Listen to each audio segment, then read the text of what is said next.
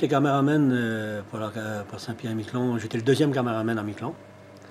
Et j'ai eu l'honneur de pouvoir filmer le premier 25 km de Miquelon, la première fête des sports, la première fête du cheval, la première fête francadienne. Donc c'était à l'époque-là que j'étais caméraman sur l'île.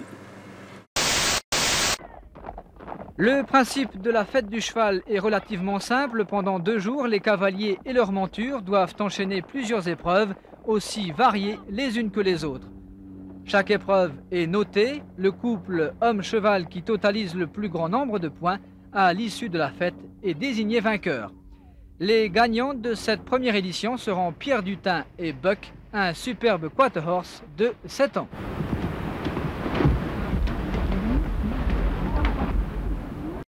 À l'époque, c'était Daniel Duchâtelet qui était mon professeur.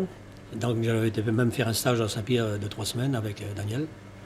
Donc qui me guidait un peu qui me guidait beaucoup dans les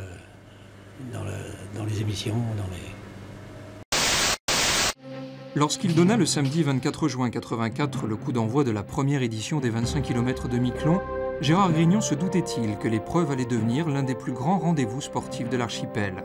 À l'époque, bien peu de gens pratiquaient la course à pied, mais ils furent quand même 127 à se classer sous le temps limite de 3h30. C'est Roland Hareng qui remporta cette première avec un temps d'1:32,52 que beaucoup lui envieraient encore aujourd'hui.